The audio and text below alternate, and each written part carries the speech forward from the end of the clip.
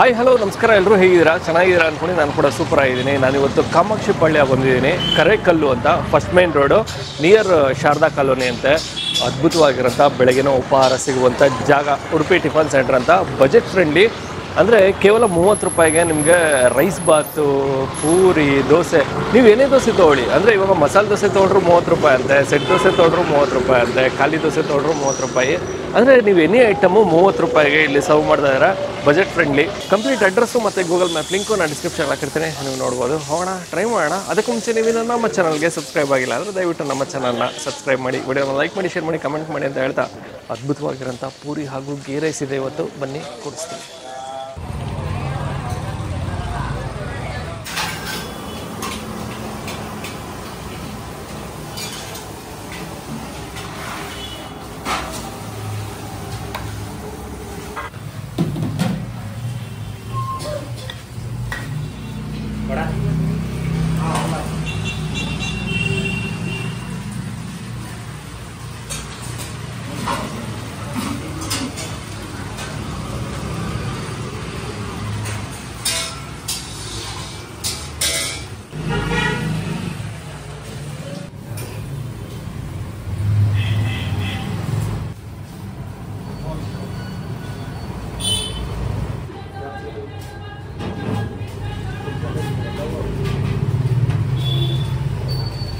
Sir ನಮಸ್ತೆ. ನಮಸ್ತೆ sir, ತಮ್ಮ ಹೆಸರು? ಸುರೇಶ್ ಅವರು. ಸರ್, ಯಾವಾಗಿಂದ ಶುರುವಾಗಿದ್ದು ಉಡುಪಿ ಟಿಫನ್ ಸೆಂಟರ್? ಸರ್ 1.5 ವರ್ಷ ಆಯಿತು. 1.5 ವರ್ಷ ಆಯಿತು. ಹಾಂ ಸರ್. ಸರ್, ಏನೇನೆಲ್ಲ ಸಿಗುತ್ತೆ ನಿಮ್ಮಲ್ಲಿ? ಸರ್ ನಮ್ಮಲ್ಲಿ ತಟ್ಟೆ ಇಡ್ಲಿ, ಇಡ್ಲಿ ವಡ, ರೈಸ್ ಬಾತು, ಪೂರಿ, ದೋಸೆ. ಓಕೆ. ಮಧ್ಯಾಹ್ನ ಊಟ. ಓಕೆ. ಮುದ್ದೆ, ಪರೋಟ, ಚಪಾತಿ. ಓಕೆ. ಸಿಗುತ್ತೆ. ಓಕೆ. ಮಧ್ಯಾಹ್ನ ಊಟ, ಮುದ್ದೆ ಊಟನೂ ಸಿಗುತ್ತೆ. ಹಾಂ. ಸೂಪರ್. ಏನು ಸರ್ ಫೇಮಸ್ ನಿಮ್ಮಲ್ಲಿ? ಯಾವುದು ಚೆನ್ನಾಗಿ ಹೋಗುತ್ತೆ, ಯಾವುದು ಜಾಸ್ತಿ ಹೋಗುತ್ತೆ? ದೋಸೆ, ತಟ್ಟೆ ಇಡ್ಲಿ. ದೋಸೆ ಮತ್ತು ಎಲ್ಲ ಹೋಗುತ್ತೆ. ದೋಸೆ, ತಟ್ಟೆ ಇಡ್ಲಿ ಜಾಸ್ತಿ.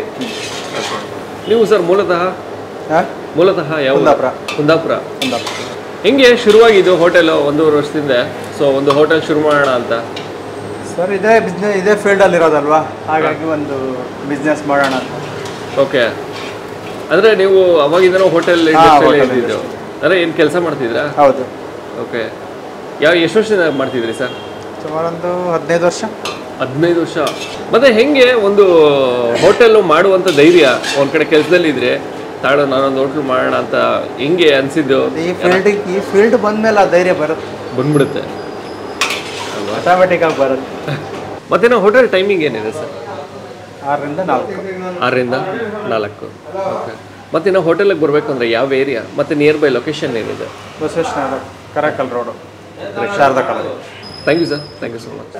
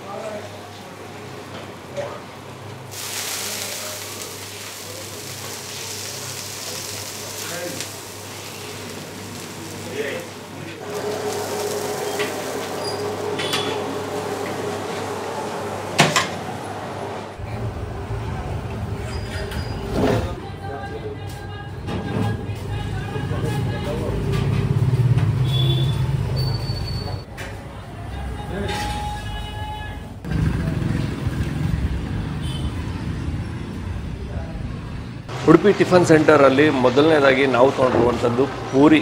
ಸಿಕ್ಕಾಪಟ್ಟೆ ಜನ ಪೂರಿನೂ ಇಷ್ಟಪಡ್ತಿದ್ರು. ದೋಸೆ, ಇಡ್ಲಿ, ರೈಸ್ ಬಾತು ಮತ್ತು ಪೂರಿ ಸಿಗುತ್ತೆ, ಚಿತ್ರಾನ್ನನೂ ಸಿಗುತ್ತೆ. ಬಟ್ ಇನ್ನೂ ರೆಡಿಯಾಗಿರಲಿಲ್ಲ. ಸೊ ಪೂರಿ ಅಂದರೆ ನನಗೆ ಪರ್ಸ್ನಲಿ ಬಹಳನೇ ಇಷ್ಟ. ಸೊ ಹಾಗಾಗಿ ಫಸ್ಟು ನಾನು ತೊಗೊಂಡಿರೋಂಥದ್ದೇ ಪೂರಿ. ಅದು ಕಂಪ್ಲೀಟಾಗಿ ಗೋಧಿ ಹಿಟ್ಟಿಂದ ಮಾಡುವಂಥದ್ದು, ಯಾವುದೇ ರೀತಿ ಮೈದಾ ಬಳಸಲ್ವಂತೆ. ಕಲರ್ ನೋಡಿದ್ರೇ ಗೊತ್ತಾಗ್ಬಿಡುತ್ತೆ ಗೋಧಿ ಹಿಟ್ಟಿಂದನೇ ಮಾಡಿರುವಂಥದ್ದು ಅಂತ. ಸೊ ಮೈದಾ ಬಳಸಿದಾಗ ಸ್ವಲ್ಪ ವೈಟ್ ಬಂದೇ ಬರುತ್ತೆ. ಸೊ ಕಂಪ್ಲೀಟಾಗಿ ಗೋಧಿ ಹಿಟ್ಟಿಂದನೇ ಮಾಡಿರುವಂಥ ಪೂರಿ ತೊಗೊಂಡಿದ್ದೀನಿ. ಚಟ್ನಿ ಇದೆ ಹಾಗೂ ಬಾಂಬೆ ಸಾಗು, ಆಲೂಗಡ್ಡೆ ಸಾಗು ಮಾಡ್ತಾರೆ ಗೊತ್ತಾ, ಬಾಂಬೆ ಸಾಗು. ಸೊ ಅದು ಇದೆ. ಪೂರಿ ತೊಗೊಂಬೋಣ, ಬಿಸಿ ಬಿಸಿ ಇದ್ದಾಗಲೇ ಪೂರಿ ತೊಗೊಬೇಕು, ಅವಾಗಲೇ ಮಜಾ. ತಣ್ಣಗಾಗ್ಬಿಟ್ರೆ ಮಜಾ ಇರಲ್ಲ. ನೋಡುವುದಕ್ಕೆ ಸಾಕಾಗಿದೆ ಅಲ್ಲ. ಪೂರಿ ಅಂದ್ರೇ ಏನೋ ಒಂಥರ ಇಷ್ಟ ನನಗೆ. ಸೊ ಮೊದಲಿಂದನೂ ಅಂದರೆ ಚಿಕ್ಕಂದಿನಿಂದಲೂ ಪೂರಿ ಅಂದರೆ ನನಗೆ ಬಹಳನೇ ಇಷ್ಟ. ಸೊ ಆಲೂಗಡ್ಡೆ ಸಾಗು, ಬಾಂಬೆ ಸಾಗು,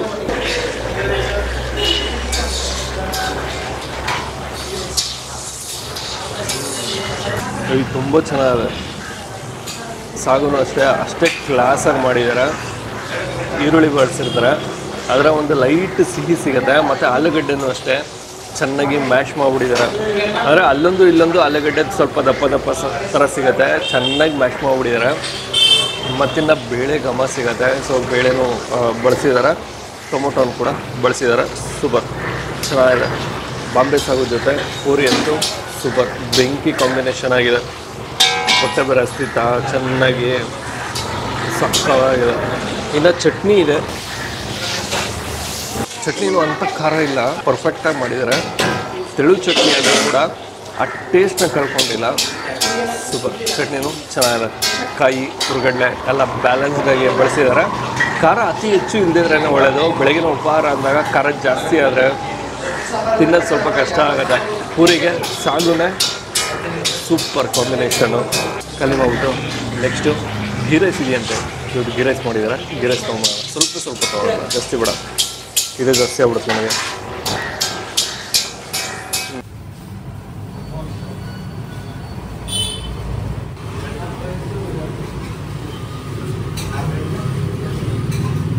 ಪೂರಿ ಆಯಿತು. ಪೂರಿ ಆದಮೇಲೆ ನಂತರದಲ್ಲಿ ಬಿಸಿ ಬಿಸಿ ಗೀ ರೈಸು ಸುಡ್ತಾ ಇದೆ ಮಾರ್ರೆ, ಸಿಕ್ಕಾಬಿಟ್ಟೆ. ಚಟ್ನಿ ಕೊಟ್ಟಿದ್ದಾರೆ. ಚಟ್ನಿ ಹಾಗೂ ಸಾಂಬಾರಿದೆ. ಉದ್ದಿನ ವಡೆ ಇದೆ. ಉದ್ದಿನ ವಡೆ ಒಮ್ಮೆ ನೋಡಿ.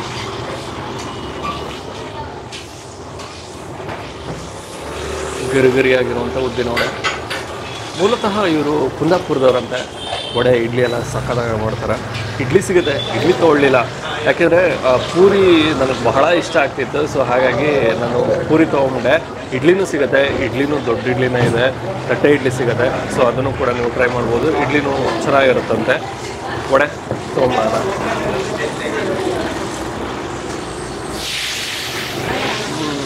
ಕರಿಬೇವಿನ ಸೊಪ್ಪು, ಶುಂಠಿ ಹಾಗೂ ಕಾಳುಮೆಣಸು ಎಲ್ಲ ಬಳಸಿದ್ದಾರೆ. ಚೆನ್ನಾಗಿದೆ. ನಂತರದಲ್ಲಿ ಗೀ ರೈಸು.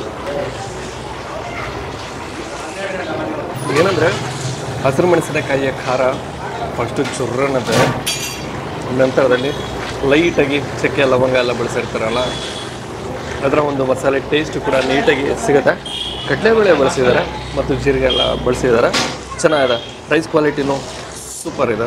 ಹಸಿರು ಮೆಣಸಿನಕಾಯಿನ ದೊಡ್ಡದಾಗಿ ಹೆಚ್ಚಿರ್ತಾರೆ, ದೊಡ್ಡದಾಗಿ ಹಾಕಿದ್ದಾರೆ. ಸೊ ಹುಷಾರಾಗಿ ನೋಡಿಕೊಂಡು ತಿನ್ನಿ. ಚಕ್ಕೆ ಲವಂಗ ಎಲ್ಲ ದೊಡ್ಡದಾಗೇ ಇರುತ್ತೆ. ಲವಂಗ ಎಲ್ಲ ತಿನ್ಬಿಡ್ಬೋದು. ಈ ಥರ ಚಕ್ಕೆ ಬಿಸುತ್ತಿರೋ ದೊಡ್ಡದಿರೋ ತಿನ್ನೋಕ್ಕಾಗಲ್ಲ, ಸೈಡ್ಗಿಟ್ಟೆ ತಿನ್ನಬೇಕಾಗತ್ತೆ. Okay, super. ನಾನು ಈ ವಿಡಿಯೋನ ಇಲ್ಲಿ ಗೈಡ್ ಮಾಡ್ತಾಯಿದ್ದೀನಿ. ಮತ್ತೊಮ್ಮೆ ನಾನು ನಿಮ್ಮನ್ನು ನೆಕ್ಸ್ಟ್ ವಿಡಿಯೋದಲ್ಲಿ ಭೇಟಿ ಮಾಡ್ತೀನಿ. ಅದಕ್ಕೆ ಮುಂಚೆ ನೀವು ನಮ್ಮ ಚಾನಲ್ಗೆ ಸಬ್ಸ್ಕ್ರೈಬ್ ಆಗಿಲ್ಲ ಅಂದರೆ ದಯವಿಟ್ಟು ನಮ್ಮ ಚಾನಲ್ನ ಸಬ್ಸ್ಕ್ರೈಬ್ ಮಾಡಿ, ವಿಡಿಯೋನ ಲೈಕ್ ಮಾಡಿ, ಶೇರ್ ಮಾಡಿ, ಕಮೆಂಟ್ ಮಾಡಿ ಅಂತ ಹೇಳ್ತಾ ನೆಕ್ಸ್ಟ್ ವಿಡಿಯೋದಲ್ಲಿ ಭೇಟಿಯಾಗೋಣ.